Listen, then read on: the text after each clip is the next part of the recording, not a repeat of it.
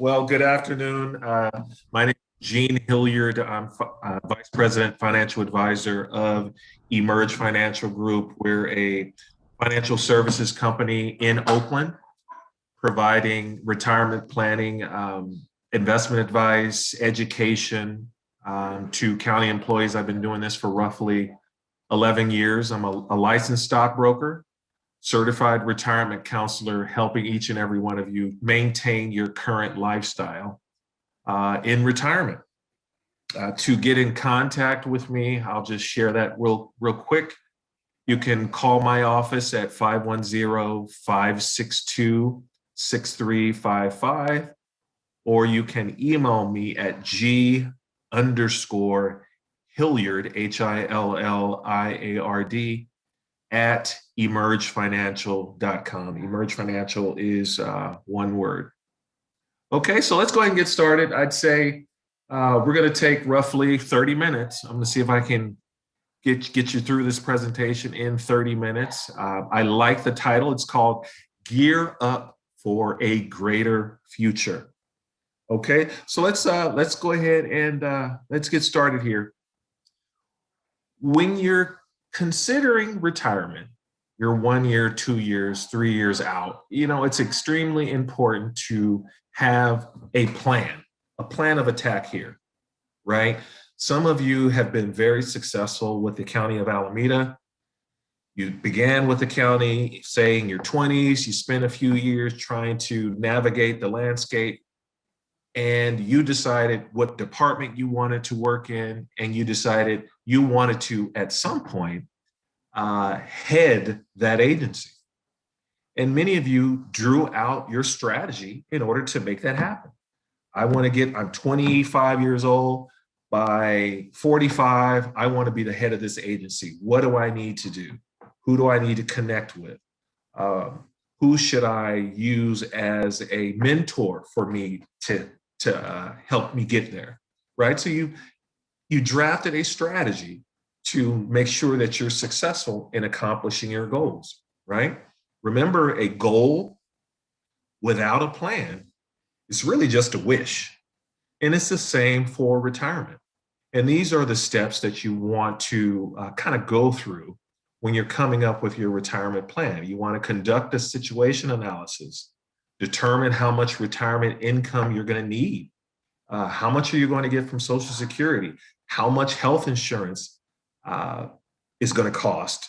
Drawdown strategy, RMDs. Those are the things that you want to kind of focus on as you approach retirement. Now let's start with a situation analysis. This is the starting point. That first bullet point is extremely important. How much in terms of retirement savings do you have currently, right? You want to break out a sheet of paper and write that down. The next step is determine, okay, what are my guaranteed sources of income? Social Security is one. ACERA is one. So you want to contact Mike or go on the website to determine roughly how much you're going to get from ACERA. And Mike did an excellent job of discussing that earlier. Social Security. Unfortunately, we're not, the IRS has determined that it's not necessary for us to send out those Social Security statements every year because 9 times out of 10, they get thrown away. So you'll have to go on ssa.gov to determine how much your Social Security benefit's going to be. Are there any other available assets that are earmarked for retirement that maybe you have in the credit union or at your local bank, right? You want to take a look at your current expenses. I know a budget sometimes is a 4-letter word, but it's important. Have a budget right now. What are my current expenses? And then you want to project out, what do I believe my future expenses are going to look like? Will the house be paid off? Will Junior be out of the house? Will I have paid for my daughter's education by then, right? And then you want to take a look at which retirement plans make more sense for you. Is it deferred comp? Is it an IRA? Is it an annuity, right? So you want to conduct a situation analysis. Once you've gone through that process, it's important to know that roughly for normal retirees, since 2007, roughly, I'd say 33% of their income comes from Social Security. And that's a big number, right? 33% of your income will come from Social Security. And there's a lot of questions surrounding, will Social Security be around, right? The next pool of assets will be your pension from ACERA. On average, for folks that do have a pension, you're roughly looking at 18 to 20% of your income will come from your pension. 5% roughly, there are other sources of income such as inheritance, or you hit the lotto, right? Those are few and far between, but you have your other category. But lastly, roughly 43, almost 50% of your sources of retirement will come from savings and earnings. And that includes your 457 through Prudential, through the county. That includes possibly a 401k that you have with a previous employer, IRAs, bank savings accounts. Okay, those are your sources of income. Now let's talk a little bit about the suggested milestones. Let's say hypothetically someone on this call is 50 years old. The couple of things that you want to consider when you turn 50. Number one, right? At 50, the IRS will allow you to put away a little extra money in deferred comp. So the max for someone under 50 is $19,500. But once you turn 50, in the year you turn 50, you don't have to wait until you're 50. In the year you turn 50, you can put away roughly or exactly $26,000 maximum a year, roughly $1,000 a paycheck, assuming you're utilizing all of the pay periods within the county. Okay. Once you turn 59 and a half, the good news is you have access to retirement assets without a penalty, right? So if you have a 401k at a previous employer, or if you have a traditional IRA at a previous employer, and you want to start withdrawing that money, you can without a penalty. You're still on the hook for taxes, but there's no penalty, right? But I don't want you to get too excited. Don't take the money out just because you can, right? Let that money continue to grow over time so you can build a much larger nest egg. At age 62 is the opportunity for you to, and I think Mike covered this, you can collect Social Security early at age 62. But recognize that if you collect it at 62, you're looking at roughly getting 30% less than what you could have gotten if you waited until full retirement age. I'm sure there's a few people on the call that are probably concerned about, okay, when should I collect Social Security? Is 62 optimal? In my view, and this may be considered a little morbid, but if you know someone, or if you're on the call that health is not the greatest, right? I would strongly encourage collect it as soon as you can. Age 62, collect that money, right? But if you're in good health, you plan on being with us for a little while, then I would suggest maybe you might want to delay if you don't need the money. Age 65 is when you have the opportunity to sign up for Medicare. I'm not going to go into a lot of detail about Medicare, but I would encourage you to take a look on the ACERA website and go through their webinars and go through their information on their site to give you more information about Medicare. Depending on your birth year, will determine exactly when full Social Security benefits will kick in for you. Many of you probably on the call will collect at age 66. My generation, I'll be 53 on my birthday. 67 is the full Social Security benefit age for me, right? Now, if you're healthy, have good genes, you anticipate living until maybe your 90s, even 100, it may make sense to delay collecting Social Security till age 70, because every year that you delay collecting Social Security after age 66, you're looking at an 8% bump in pay from Social Security. It's rare for me to recommend waiting until 70, right? And that's just me. It may make financial sense in terms of collecting more at age 70, but the way I see it, there's three phases of retirement. You have your go-go phase, you have your slow-go phase, and you have your no-go phase. And you don't get a warning in terms of what phase you jump into, regardless of how healthy you are currently, right? Anything could happen. So I would rather you collect at least at age 66 or 67 to enjoy the money that you're receiving from Social Security. But if you have any questions or you want to kind of talk through when to collect Social Security, I'm certainly available for that. And at age 72, that's the required minimum distribution age. You're required by law, whether you need the money or not, to start taking money out of your retirement accounts. Okay, at age 62, you have until April 1st, following the year you turn 72, to take that out at the latest. Going forward, you have to take out your minimum required distribution at the end of each year. Okay? All right, so let's talk about, here's a person who is less than 50. What should you be thinking about? Well, accumulating assets, as much money as you can. Get to the max at 19,500 if you're under 50, right? I typically tell people at least shoot for 10% of your salary when you're less than 50. More than that, really. But at least start there and continue to build until you get to the max. Review your asset allocation strategy. Asset allocation, diversification really is a portfolio strategy designed to reduce risk by combining several types of investments within the same account, right? So review your asset allocation strategy. Contact myself. I can take a look at it and maybe we can fine tune it.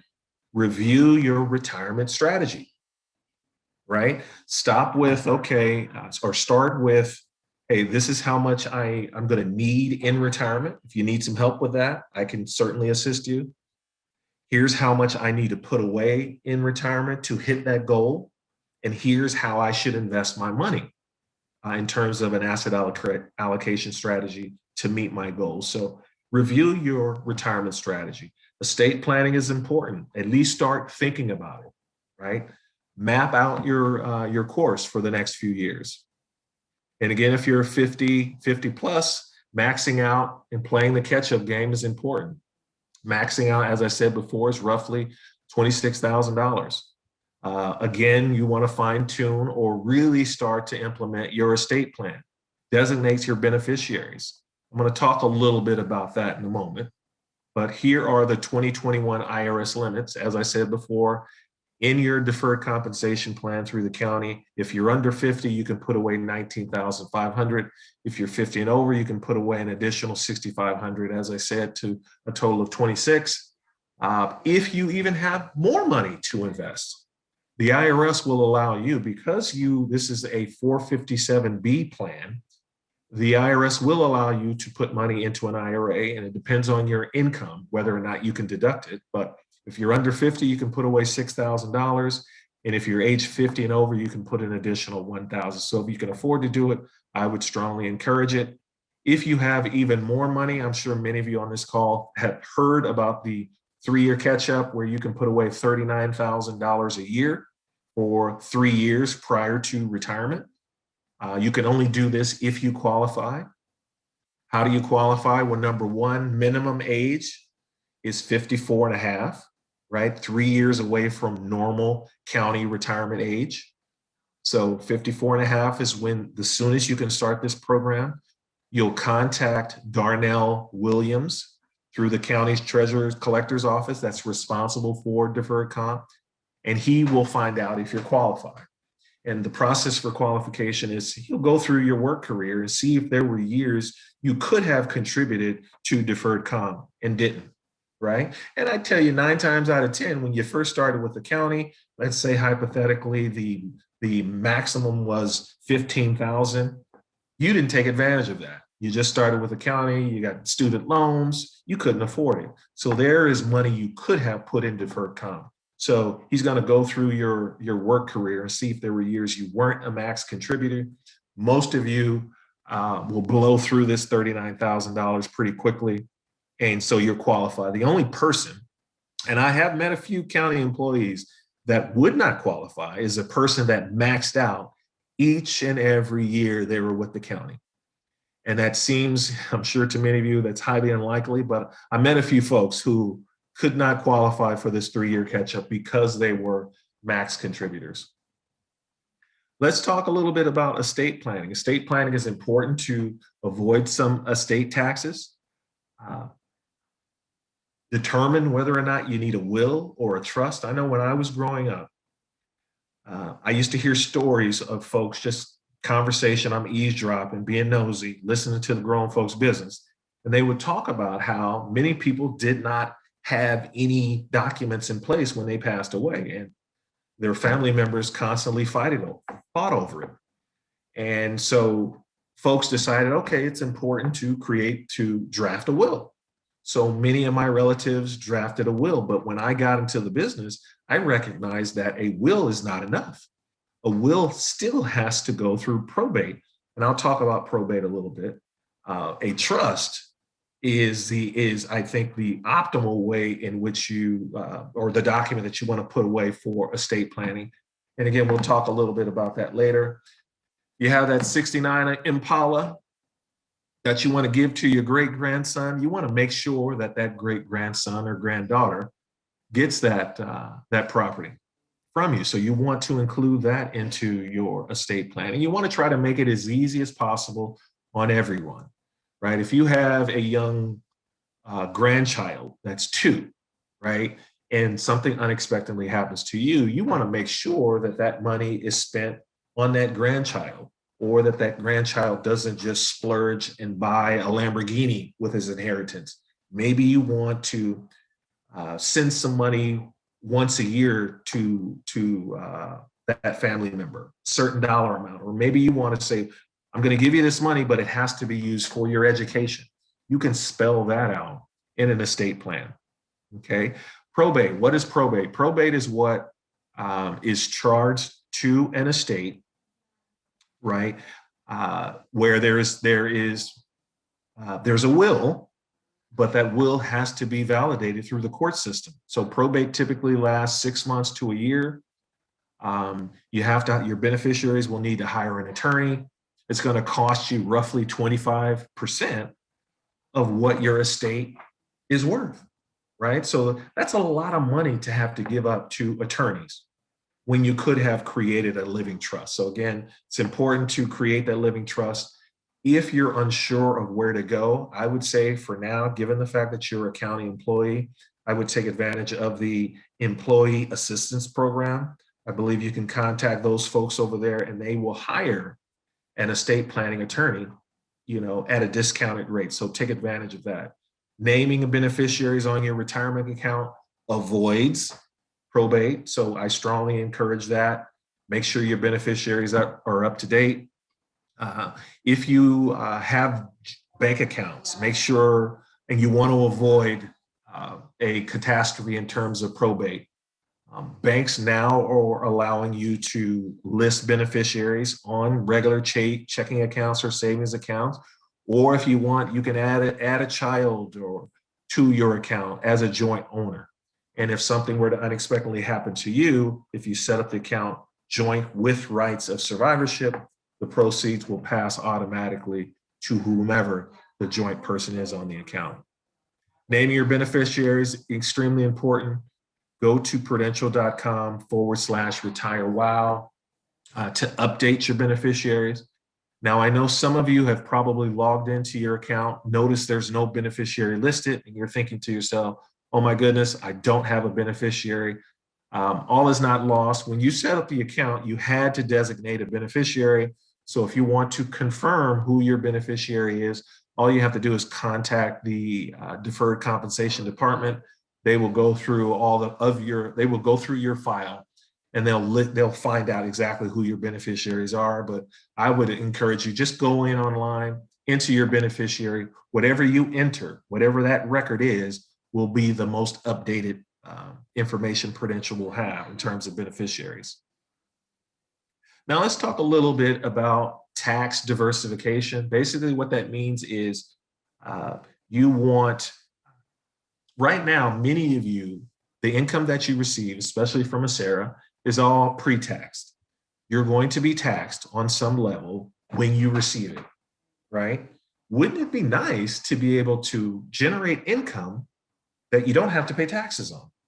So when you look at a tax deferred, that tax diversification strategy, you want to make sure you have some money that's considered taxable, some money that's tax-free, right? So here's an example of a person who has $50,000 in taxable income.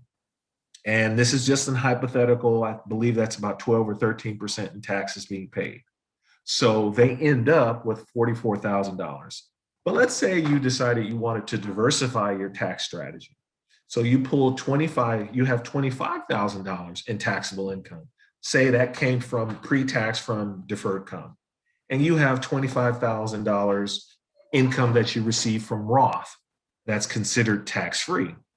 Same scenario of $50,000, you will receive a cool $47,000 in income minus taxes because of the fact that you have a diversified tax strategy.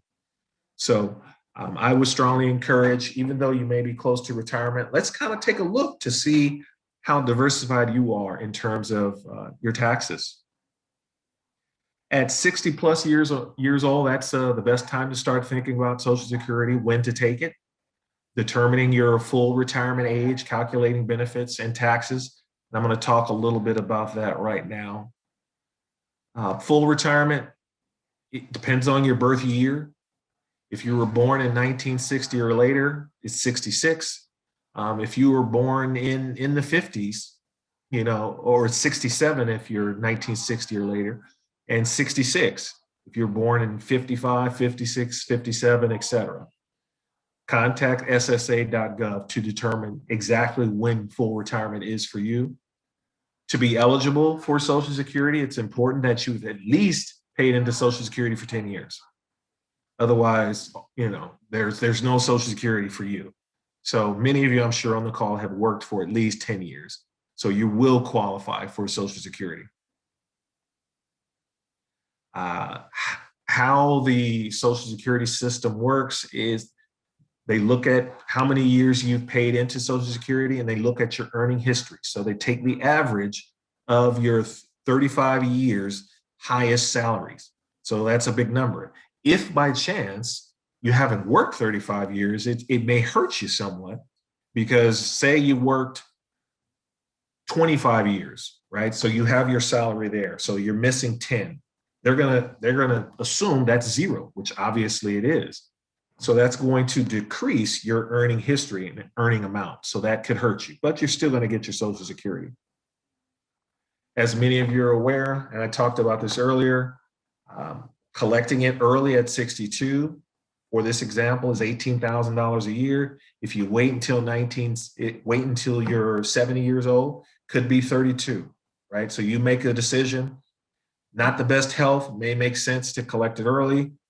Great genes, think you're going to live until you're 100. You may want to wait until 70, but I'd say most people fall right smack dab in the middle. So they start at age 66 or age 67. But check with your attorney, check with your tax advisor, get their opinion in terms of when is a good time to collect Social Security. How is Social Security taxed? Well, what they do is they take, you want to write this down, half your Social Security plus whatever income you receive in any given year. So Social Security plus your pension. You add that all up, and that's the amount of income, and that's including your spouse, right? So if you're single and that income does not exceed $25,000, then it's not taxable. Married, it's $32,000. If your amount exceeds that, it's going to become taxable. Here, up to 50% will be taxable if your income, if you're single, is between $25,000 and $34,000. Excuse me. And if your income exceeds $34,000 if you're single, $44,000 if you're married, 85% will be taxable. Okay. For more details, I encourage you, talk to your tax advisor, your CPA, to get a feel for your personal situation in terms of what's considered taxable. Okay, 65. It's extremely important to come up with your withdrawal strategy, because the last thing you want to do is to run out of money, right? So you have $1 million. How much do you think is appropriate to take out per year for the rest of your life?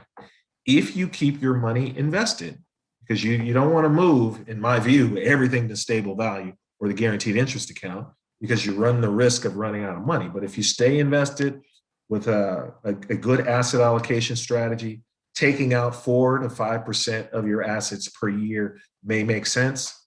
If you're looking for someone to kind of draw up a strategy for you or help with that, I'm certainly available.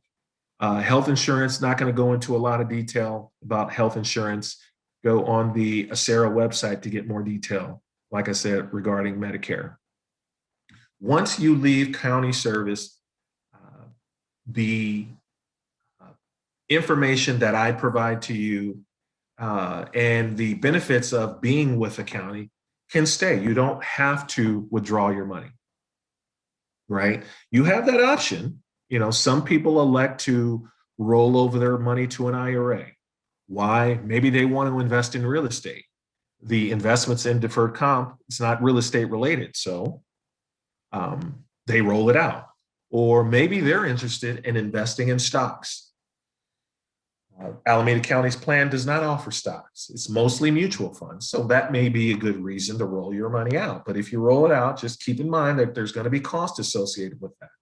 But if you're the type of person that you're strictly mutual funds, Alameda County's deferred compensation is working for you. Maybe your opinion is that if it ain't broke, why try to fix it? Leave the money in the plan. There's no commission on your purchases. High quality, long-term mutual funds that are in the plan. You have that stable value fund, also known as the guaranteed interest account, that pays close to 2% a year. I know that doesn't seem like a lot, but I challenge you, go to your local credit union or to the bank and see what they're paying on a money market. You'll find that 2%, that's a good rate of return at the moment. And if by chance you're lucky enough to leave the county prior to 60, you have access to your money without a penalty. So consider leaving the money in the plan, but I'm certainly available to offer some advice on which option makes the most sense. Okay, turn your savings into retirement income. I always encourage folks, you want to list out exactly what type of accounts that you have. Conventional wisdom says that you should tap your taxable money first, right? The second pool of assets you want to tap are considered your pre-tax money, right? Money that's maybe in deferred comp, that's growing tax deferred. And then you want to tap your tax-free assets last. Why would you want to do that? Is because you want the power of compounding to run its course. And with Roth or tax-free money, there's no taxes along the way. So you want that money to continue to grow over time. So typically, conventional wisdom, pull money from your taxable money first, then your pre-tax money or before tax money, and then your tax-free money last. Okay, retirement may last 30 years, right? Studies have shown a woman who reaches 65 has the likelihood of making it to 87 pretty quickly or pretty easily. And a man that's 65 can expect to live to be 84, right? So that means your money has to last a long time, right? So you want to be thoughtful. You want to be careful. You don't want to splurge too much. Staying within that 4 to 5%, pulling 4 to 5% per year of your retirement assets makes the most sense. Maybe we have a good run in 1 year. Maybe we have a good run on the market. Maybe you can take a little bit more out than the 5%, right? So be thoughtful. Start with that 4 to 5% range, and then every year look to recalibrate to see exactly what percentage of your retirement assets you should take out. 65, we talked about Medicare a little bit. I'm not going to go into any detail. Just go on the Acera website and take a peek to get more information about Medicare. Okay. Impact of taking Social Security benefits later. We talked a lot about that. If you wait until you're age 70 to pull money out, you're looking at every year from age 66, an 8% bump, right? So you're looking at a 32% bump if you wait until age 70 to collect Social Security. Okay, Social Security for your spouse. Also keep in mind that if you're married and your spouse is collecting Social Security, you are entitled to at least 50% once you get full retirement age. So you might want to consider that. Take a look at half your spouse's salary or half of your spouse's Social Security, and then take a look at what your Social Security would be, and you have the benefit of collecting whichever is higher. Okay, 72 is when you need to start taking out that minimum required distribution. Make sure that you take care of that every year, because if you don't, you're looking at potentially a 50% excise penalty. You will be charged 50% of what you should have taken out. Now, if you're still working for the county, you're not subject to this minimum required distribution or required minimum distribution. However, and this has come up before, if you're 70 years old, 72, 75, and you're still working, but you have money in a 401k from a previous employer, even though you're still working for the county, you still need to take money out of that 401k. So don't forget that. Money here with the county, you don't have to take out until you officially retire and you're 72 or older. Hey, Gene, we have a question up on the Okay. Q&A board, and the question is, so pension is considered income in determining how much of Social Security is taxed? That is correct. They do look at that. So it's half Social Security plus your pension income. Add it all together. That's when you determine whether or not your Social Security is taxable or not. If it exceeds that 25, and I believe it was 34. Okay. Okay. Thanks for the question. The end is just the beginning. You've spent your entire career building up assets, and you have assets in your account, but that's just the beginning. Take a look at how long. What's most important is, how long do you think this money is going to last, and being thoughtful about how much you should take out. That is extremely important. Do your homework with respect to Social Security, how much you're going to receive there. Go on to the ACERA website to get a feel for what your ACERA benefit will be. I have found over the last few years that folks are continuing to work more and more years because it's financially more beneficial to them. There's always talk, hey, wait until March of the following year so you can get that COLA benefit, or wait until you turn a certain age to get a certain number of years of service credit, right? There's always going to be that. But like my uncle used to say time and time again, sometimes all money is not good money, right? If you're in a position where you're 60 some odd years old, you've worked really hard, enjoy your life, right? If your pension, your Social Security covers your bills, then go ahead and retire, right? But retire because you want to, not because you have to, right? I encourage folks, work as long as you can, as long as you want to, if you enjoy it. I had the privilege to speak with probably one of the last remaining Tier 1 folks this morning. And I thought the Tier 1 folks had all retired. And I think she's probably the last of Mohicans. And she said, well, Gene, I enjoy what I do. I'm giving back to my community, and I'm going to continue to do this for as long as I can. So why not? And I'm all for that. But if it's time to hang it up so you can enjoy your life, I would encourage it, because remember I talked about those 3 phases of retirement. You have your go, slow go, and no go. And you don't get a warning in terms of which phase of retirement you're going to go in. So I would encourage you to enjoy it as soon as you can. Here's a website that you need to go to determine what your ACERA benefit will look like. Retirement income calculator is a great tool to use to see where you're at in terms of retirement savings. It will look at your retirement account. It will look at how much you are putting into deferred comp. We'll ask for your salary, we'll ask for your pension, and then it'll tell you whether or not there's a gap or a surplus. So I encourage everyone to take advantage of that website. If you need help, you're not alone. You have Mark Tomei with Wells Fargo Advisors, who's certainly available to help with retirement planning needs. There's myself in the middle, and you have Jason Brummett with Prudential Retirement that can assist you with retirement planning services. Okay, to get in contact with us, here's the number, 855-969-4572. Just hit option 3 and then hit option 1 for myself and then option 2. But you can contact my office directly at 510-562-6355, or you can email me at g_Hilliard, HILLIARD @emergefinancial.com. Okay. And here's a website. So for create a user ID, password, enter your beneficiary information. If you need to move some money around, you can do that on that website. That's where you want to go for the retirement income calculator, et cetera. So with that, I would love to entertain any questions